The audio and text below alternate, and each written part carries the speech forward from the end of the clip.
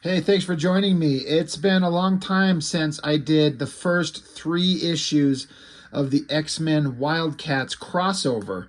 I did those quite a while ago, maybe up to as long as a year ago.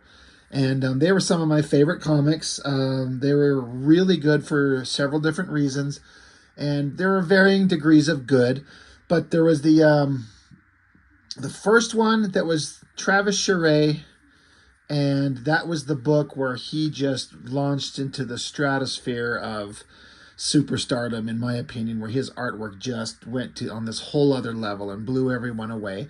And then there was the one that was done by Adam Hughes, and that one was my second favorite. It probably still is, but Adam Hughes is one of my favorite artists of all time. It was just so visually awesome. It was so incredible because it's Adam Hughes. Then there was a third book drawn by Jim Lee. And it's kind of crazy because X-Men is where Jim Lee made his name. Wildcats is his own team. And Adam Hughes and Travis Charest, in my opinion, made Jim Lee look kind of boring and stale. That's just my personal opinion. I mean, Jim Lee did pretty good because it's Jim Lee, but wasn't quite up to the level of awesomeness that Adam Hughes and Travis Charest brought. But those were the first 3. Now there's book 4, The Dark Age. I wish I would have looked it up. I think the other books were like The Golden Age, different ages, I believe it is. But this is The Dark Age. This is the last book of the 4-issue X-Men Wildcats crossover. And I got to give them credit for doing something a little different. Each book is a standalone story, not requiring having read the previous ones or the follow-up ones to get the entire story. Each one is just by itself. It's just an alternate universe where the Wildcats and X-Men are living in the same world. I mean, they obviously can't be in the same universe, different, comic book companies, and how could the X-Men have done everything they've ever done and never ran across the Wildcats? You can't just say the teams just never ran into each other. But these are like alternate worlds where they just are in the same universe. And like I was saying, each book is it's its own standalone story. So each one works as its own single issue. This is the least of them, I would have to say, but only because you got the artist, Matt Broome, Broome. I remember him, if I remember correctly, he picked up drawing Stormwatch, I think, definitely after the original artist, Scott Clark, moved on, and I can't remember what other artists may have been in there, but to my recollection, Matt Broome was doing Stormwatch, and I believe he did quite a significant run on that book. And I remember it being kind of just okay. It seems like every one of these studios had... maybe not every one of the studios, but there you have the Image Comics guys, and then you have the main title drawn by the main artist or creator. Sylvester doing Cyberforce, or Jim Lee doing Wildcats, Liefeld doing Youngblood. But then there'd be a second title going on that was produced at a more consistent schedule by a consistent team telling longer, more consistent stories, like Team Youngblood. Liefeld's Youngblood wasn't going anywhere anytime fast. You never learned anything about anything, but Team Youngblood was making an attempt by those artists and writers to at least do something. And I feel like Stormwatch was kind of the same thing. It was just going on consistently, and those artists and writers were making the best comic that they could do, and it just still never held the interest that some of the other stuff did. But the point being, Matt Broome was doing Stormwatch, and he's given book 4 of the X-Men Wildcats crossover. And he, in my opinion, stepped up his game 100%. Like, he really brought the best work he'd ever done. The problem is the other books are drawn by Jim Lee, Adam Hughes, and Travis Charest. And just... there's very few people that are going to match that quality. Least of all, one of the new hires over at Wildstorm. But whatever happened, I feel like Matt Broome, when I look at the artwork in this thing, he was really, really trying to do the best he could, and I feel like he gave a really respectable effort. Like, you look at this and you go, this is not something that he was shitting out with no lack of care. I mean, how could you take on an X-Men Wildcats crossover and not just feel the weight of the important book you've just been assigned to or gotten lucky enough to have? Especially when you see the other artists you're going up against. Not that it's a competition, but it's completely a competition. Like, when you see those other artists doing the work that they do, you're like, well, I'm not going to look like a pansy compared to them. I'm going to do what I can do best, and even if I don't match them, at least I gave my best effort. So, the story is written by Warren Ellis, who's one of my favorite writers. I've talked quite a lot about his works. Not quite a lot, but I'm getting into it. I did that series Ocean. I just recently did Ministry of Space. We're going through Planetary. There's a lot of stuff he's done that I really like. And he's given this one issue to write. So it's like, how do you cram a whole bunch of information into a single issue? What kind of narrative do you make when you're crossing over the team of Wildcats with the team of X-Men? And who do you have them fight? What the hell? What do you do? So it talks about how in the Wildcats universe, there was the war between the Daemonites and the Cherubim, these ancient alien races that have been fighting for millennia, like just on and on and on, just never stopping, and it ended up on Earth. And it wasn't the interesting thing I thought about it was that the war spilled over onto Earth, but it wasn't like the main factions of the planets of Daemonites and Cherubims that were on Earth. It's just factions of those warring races that just ended up on Earth, and that's why we're following them. The planets were still at war. But it talks about how that war was going on. And then in 2019, this is actually kind of funny. It says here, a bullet was fired at Earth a millennia ago. In 2019, the bullet hit the bone. And then down here it says, in 2019, everything changed. Yeah, doesn't that sound exactly right? So then it goes silent, and there's just visuals. And Matt Broome was doing, again, you can tell he was really trying to do something different. I don't know what his influence would be, but you can see on these pages, again, pretty damn good drawing all over the place. The coloring is mostly good. There's some early computer fog-looking digital coloring that I don't like. But as far as the panel layouts, Matt Broome's doing this weird thing, like if you look in this bottom corner, where he'll just put in these weird designy boxy elements that don't really do anything. It's not like, on this panel over here, it's basically a splash page, but then you get a round circle to kind of focus your attention onto this robotic monstrosity down here. So it's kind of a directional device to focus you. But what is the point of this little rectangular square here? And this one here? Because this entire image in this bottom third is basically 3 pages. This dead bird rotting, and then some concrete that has the phrase "no future" chiseled into it. And then you back out even farther, you got like a horrific looking apocalyptic future city, smog, destruction. It says Xavier's dead. So it's basically 3 panels, but what are the point of these lines in these boxes?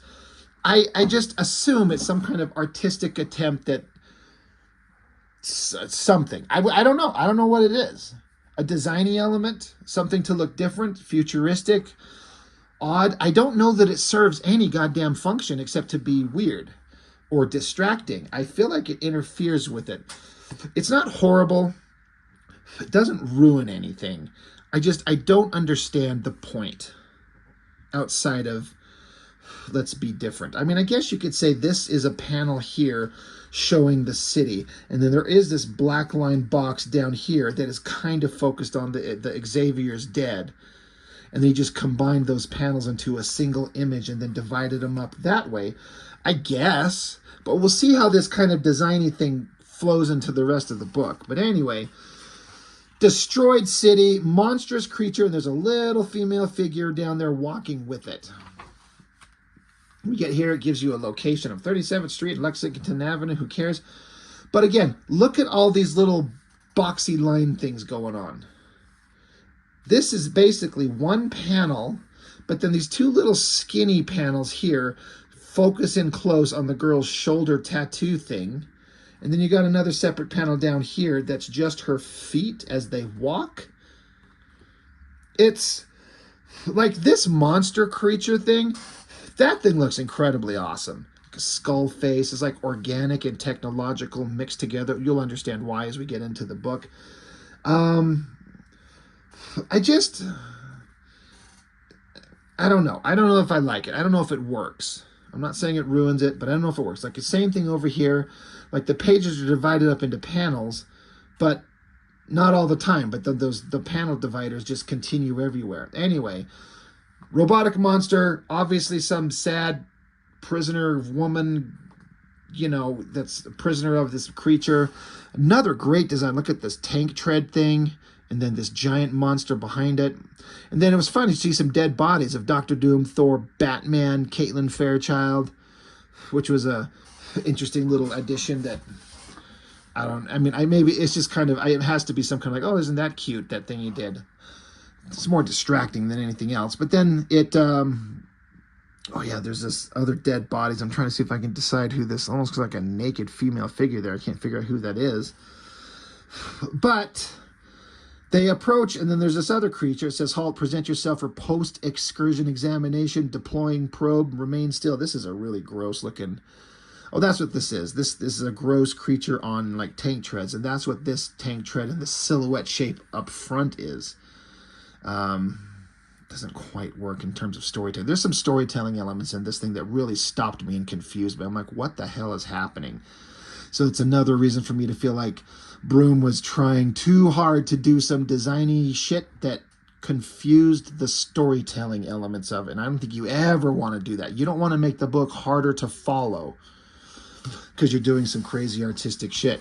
But anyway, the probe, it says no infection, negligible accretion of dirt and airborne human remains, no weaponry, walk on. So basically she was out doing something, and before she could come back into wherever she's going, she has to be scanned. And it says she's clean. She's clear. She can return. So then the giant monster creature says, return to prison. And then the girl just walks in. And as she walks by, there's a bunch of gravestones. Says Nicholas Kamarov?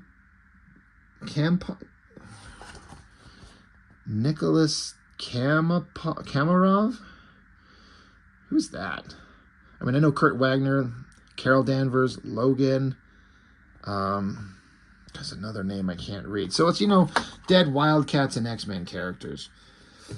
But she walks by a graveyard, dead characters that we know. So, oh shit, this is, I mean, we're not surprised this is a post-apocalyptic future thing and a bunch of dead characters. We've all seen variations of this. Days of Future Past, you know, the horrible future where everyone's dead and we have to fix it. That's essentially the story we're going with here. So the girl, whoever the fuck she is, we haven't been told who she is. And again, here's this designy element with these black circles and these black bars, but they're black on black and dark coloring. So it kind of hides it. So it's kind of pointless. But this girl makes it back, and this other girl sitting here says, you made it back. And the original girl we're seeing, she says, oh God, Kitty, I didn't think I was going to make it back this time. And she's like, I'm so tired. It's like, what did they send you out for this time? She said some kind of factional fighting, and on the other side of Harlem, the surviving Caucasians up there have broken into tribes. I had to examine some corpses.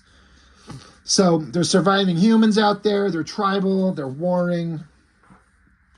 Again, so this says Kitty, so we got Kitty Pryde. Who is this? I think it might be Savant, Zealot's sister. And then this is where I feel like the artist was trying to do some interesting art, designy, really cool shit. But then the storytelling I literally sat here and like went, what the fuck is going on? So I guess it's Kitty still and Savant. And Kitty is just tall as shit compared to this other girl. But yeah, it's Savant because she's saying that their prisoners, or the people have got them in prison here that are keeping them and subjugating them. They're like, they like to try and break me by forcing me to do these things. You don't understand how they hate us, the Karens. So she's one of one of those warring races. You got the Daemonites and the Karens, and this Savant is one of them. They said Kitty asked, did they have a sentinel trail you? And she says, all the way. I'll never get used to the stench of those things. It's stronger than the corpse piles. So we basically have Kitty Pryde and Savant from Wildcats talking, and then suddenly there's this big giant image of girl with dark hair and girl with white hair holding each other, and all these girls are like in sexy BDSM, is that right? Bondage and whatever the fuck outfits. They're still hot as hell, even though they're in this horrific future nightmare world. And these two girls are like holding each other in almost like a loving embrace. Who the hell are they? I was following the story, and we just had these two characters, and then suddenly there's two other characters just standing there. And the text doesn't lead you to understand basically what it is. I think that's Voodoo, and I think that's Storm. And they're good drawings. Matt Broome's going for it. But again, the storytelling should have been a lot more clear. I had to stop and go like, wait, what? Who? But basically, Wildcats and X-Men, mutants and alien from the Karens from Wildcats are prisoners of, they mentioned the Sentinels, and we know the Daemonites are part of it. So they're all sitting around, they're all in their, kinky sex gear, and they're all broken, they're all sad, they're all miserable. And there's a little bit of infighting. They tell Voodoo to get lost because they're getting a bunch of attitude with each other. So Voodoo takes off and then runs up and runs into, you got Jacob Marlowe, who's in a wheelchair, very Professor X, and here's Warblade. And they're talking about, they have a plan. We've finally come up with a plan to break free, to stop everything, to end this nightmare. Standard kind of horrific future shit. Voodoo's like, yeah, whatever, you're nuts. This isn't going to work. But what they're talking about is each one of these people have, like if you see Warblade here, he's got his shirt pulled up, and underneath his skin, on his bare stomach here, there's this ribbed, gross looking, looks like a creature underneath his skin. And he's basically saying that everyone has one of these power deactivation implants, and you can't remove them without getting killed. But they think they've come up with a way to remove it from one of them to start the process of freeing everybody. I'm overthinking how to explain this. I want to make sure I'm clear. It's not complicated. They all have power deactivation things, and they have a plan to get rid of them so they have access to their powers so they can fight again. Great. So then we get a double-page spread. Again, visually pretty damn awesome. What it basically says, essentially, through all these words, is that the Daemonites has been at war with the Karens for as long as either race could remember, and then eventually they made their way to Earth. But on Earth, there was the fight between Homo sapiens and Homo superior. Mutants and humans, the X-Men on Earth. And at some point, the humans developed the most dangerous war machines they'd ever conceived of, the Sentinels. And the Daemonites got wind of that. They're like, that's interesting. So they went and stole the Sentinel technology and fused it with their own genetic code. So now there are Daemonite Sentinel creatures. And once that happened, they become unstoppable. And that's what this gross thing on the front is, and this creature that's walking the girl around in these first pages. It's a combination of Daemonites and Sentinels, which is when you got to combine villains from, Wildcats and X-Men, that's what you've got. I mean, it doesn't have to be Sentinels, but that's what Warren Ellis chose to go with, and I think it works really good.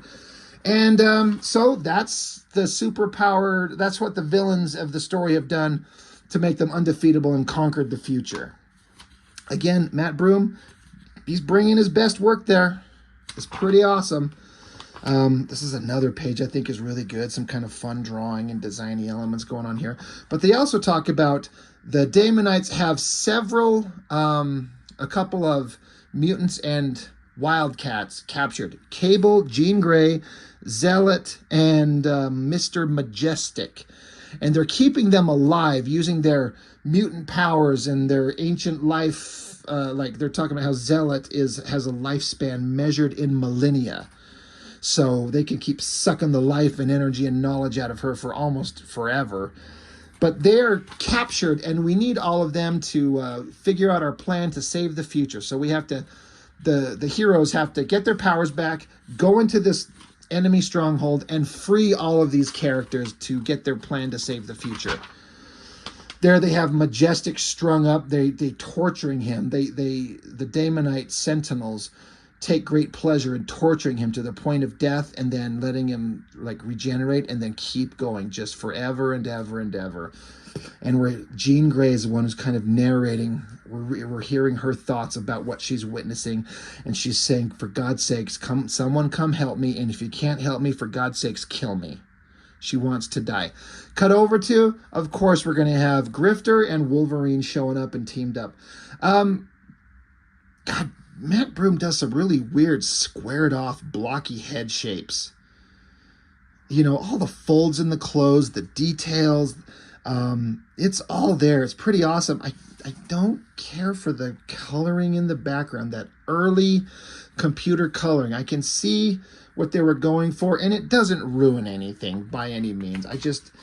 It doesn't work quite as well as I think it could. But this drawing is pretty good. Like, again, look at the details on the folds on the boot and the pants and the straps and the bullet belts and everything. Like, again, Matt Broome was doing his best. And Grifter and Wolverine, they do not get along at all, which I think is kind of a funny, like, they're not best friends and they've learned to get along and we're warriors together and we're homies. No, they fucking can't stand each other and they keep threatening each other. So much that Grifter's like, Logan, you fucking little hairy runt little shit. Don't make me put my guns on you. And so Wolverine pops his claws. Now, why in the hell is Wolverine wearing this, like, kinky sex club outfit, like these leather pants and this shirt that comes up only halfway to his chest covering his nipples? It's the dumbest design I've ever seen. I don't get it. I bet it's Warren Ellis doing some weird kinky weird shit. Sounds like something he would do. But Wolverine, he pops his claws and then he slashes at something. But what you don't see until you turn the next page is that this is kind of a weird throwaway panel that wasn't entirely necessary, but Grunge from Gen 13, who could morph his body into different elements of the ground. Like if he touches dirt, he can become dirt. Isn't that what he does? Touches metal, things like that. He was basically hiding in the ground, spying, and Wolverine could sniff him out, so he slashed him and killed him.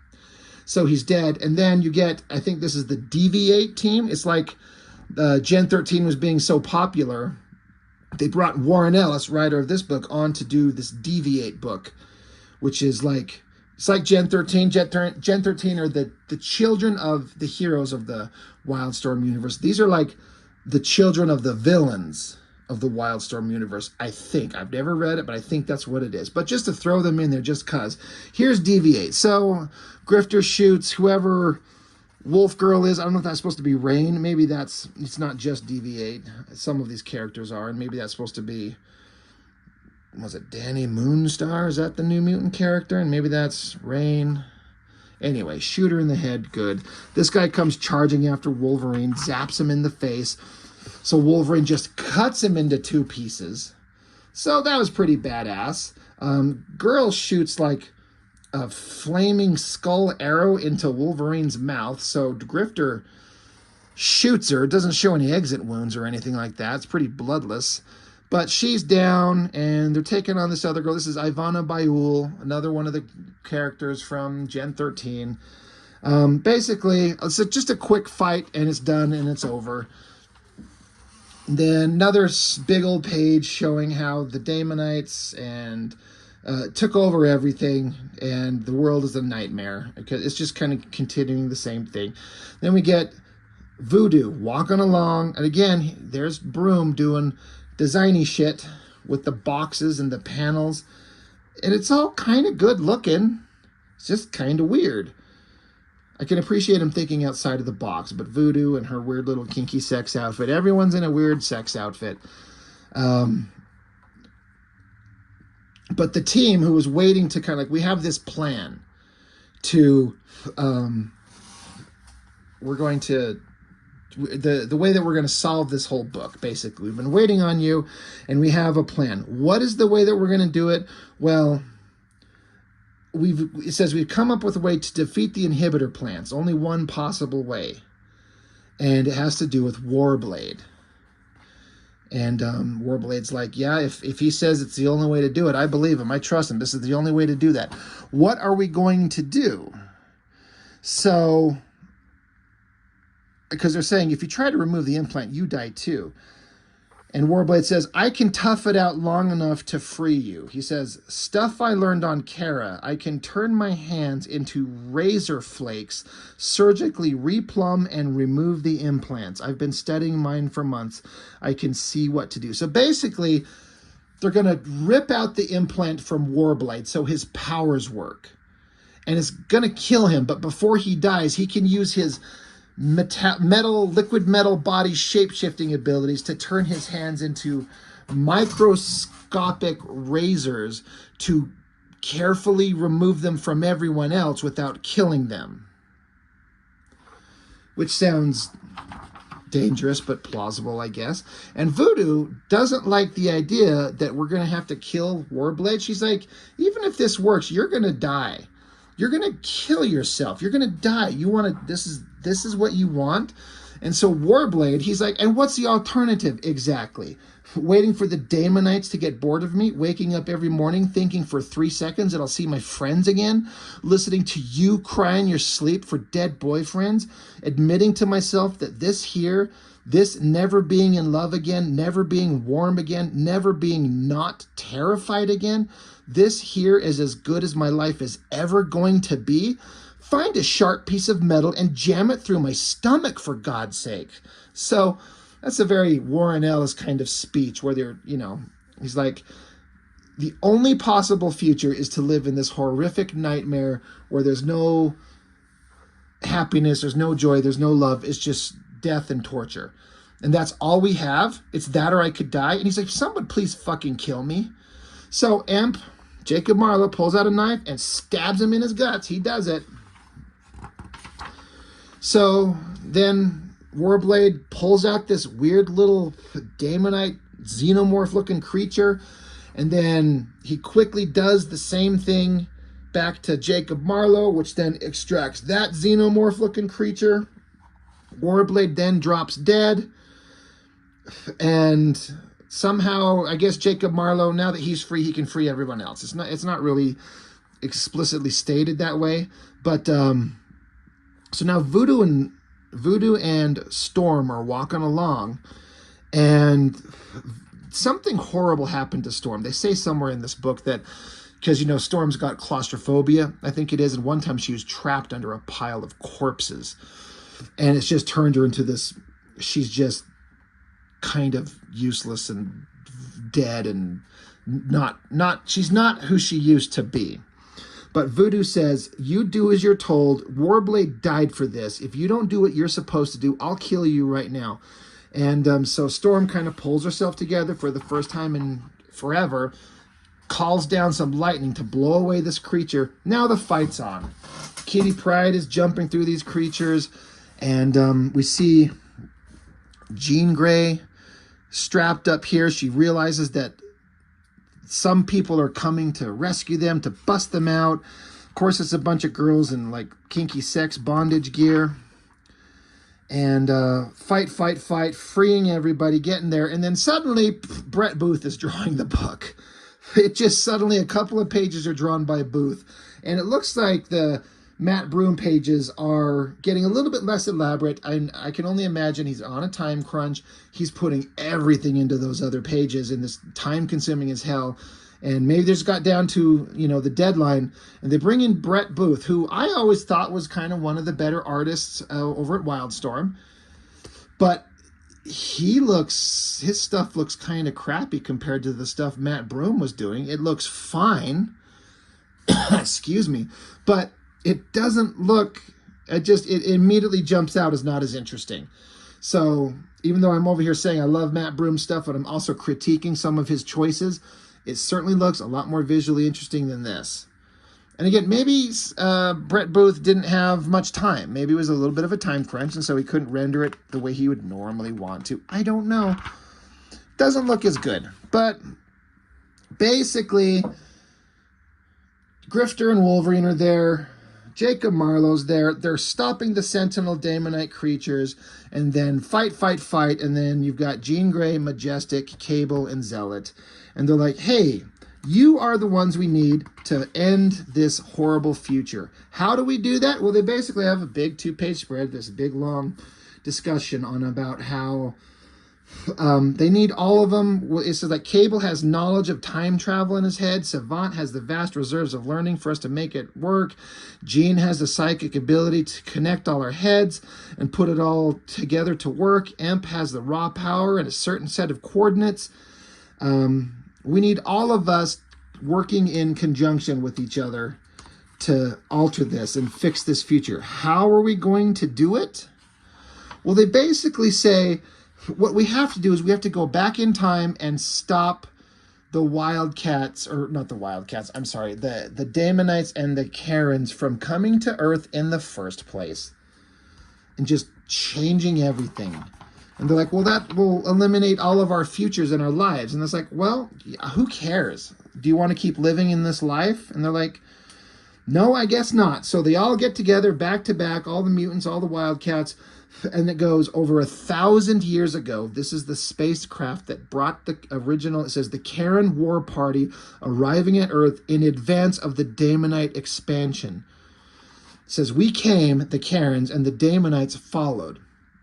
So it says, Emp supplies the power, Cable and Savant the knowledge, Jean the way, and they're like, we've got to go, we've got to get out of here, we need to, they'll get past us any second, we've got to go. Bright flash of white light, explosion on the ground, because Grifter and Wolverine basically blew up the building that they were all in. But then right at that moment, 1,000 years ago, that Karen ship that's approaching Earth is floating through space, approaching Earth, and then a rip in time and space, and then there's all those mutants and Wildcats, in a collection of energy. They smash into the Karen warship, obliterating it. And then the next panels are the other previous Wildcat X-Men crossover books. This is this one with the Matt Broome, the future one, the Dark Age. And you see it's representative of reality shattering. So this book and its future is gone. The Adam Hughes one, shattered, gone. The Jim Lee one, shattered and gone. And then the original Travis Charest one, gone. And then we just get back to like the X-Mansion. And it's Wolverine and I guess Savant, maybe, in a world where they're still, like, they still exist together. But how could that be Savant? She's not there. I don't know.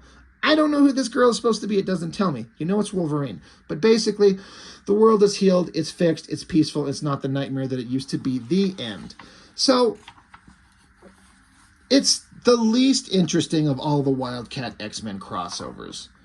It's not bad. It's certainly a worthy effort, but it wasn't as entertaining as the others for sure. For me, especially the Travis Charest one as far as art. And in terms of art and story, I like the Adam Hughes one the best. The Jim Lee one was kind of just nothing. And this one at least had some weird fucked up ideas going on in it. This is the cover, and then this is an alternate cover. Layouts by Michael Golden. Pencils and inks were by Richard Bennett. And then I guess Travis Charest just had a couple of extra days to just draw the most hyper detailed alternate cover I've ever seen him ever do. I mean, you can see it says Wildcats Xmen, that stylized logo built into the weird technological background. There's like a Damonite xenomorph robot thing here, just some random guy, some old-timey steampunk car, like the shit that Travis Charest can do. I would just die to see the black and white artwork on this. This is so crazy. If you can see all the little line work in the background, I'm assuming he drew that in there. I mean, as opposed to like some kind of computer filter. I don't know. That is a hell of a pinup. It's confusing visually to see. I can see why they wouldn't want this as like a cover maybe, but it looks pretty damn good. But anyway, that's it. X-Men Wildcats. After a year since I did the other ones, finally wrapping up book 4 because it's the least interesting one, but a worthy effort. Warren Ellis given 1 issue to draw a thing. Matt Broome given the art duties of a very complicated thing and following 3 of the greatest artists ever working. It was respectable. It's just never going to match that. So that's it. Wildcats X-Men. You know, I have to give him credit for, you know, we all wanted to see the Image guys cross over their characters with the Marvel characters that we loved. And Liefeld did do some X-Force Youngblood crossovers. I have those, or at least some of them. They're all garbage. Silvestri, we wanted to see Cyberforce or Top Cow Studios, but mostly Cyberforce crossover with, I mean, X-Men. What else, the hell else is it going to be? And I have those, and those were unique. I got to give it credit. I do have to say it, because my point, what I was going to get at here real quick at the end, is that whoever come up with the ideas of these Wildcat X-Men went out of their way to make something unique and different. It's just 4 issues. They're self-contained. They went for the best artists that they could find, and they made some respectable books. It's not just a pointless throwaway cash grab, I don't feel. Like, they tried. And the Cyberforce, you know, the Mark Silvestri Top Cow Marvel crossover, I'm trying to remember the name of that crossover. Is it Devil's Reign? It's where Mephisto crossed over into the Top Cow universe, and then so you had all kinds of characters teaming up with each other. I've got them all pulled. We're going to go through them here eventually, not too long in the future. It was pretty good. It was pretty fun. I enjoyed that. I guess the only other equivalent is if we could ever see Eric Larson do a Savage Dragon Spider-Man crossover, but I don't think that ever happened, and I don't think it ever will. And I've said often how I'm dying for a Spawn Spider-Man crossover drawn by McFarlane. That's the clincher. That's the important part. Valentino doesn't do anything anymore. Anyway, I feel like Silvestri and Jim Lee really gave a solid effort with their crossovers with Marvel, and I found them all enjoyable. Just this is probably the least enjoyable of them all, even though it's a pretty damn good effort. So anyway, that's all I've got. Thanks for watching. I really appreciate it, and I'll see you on the next one.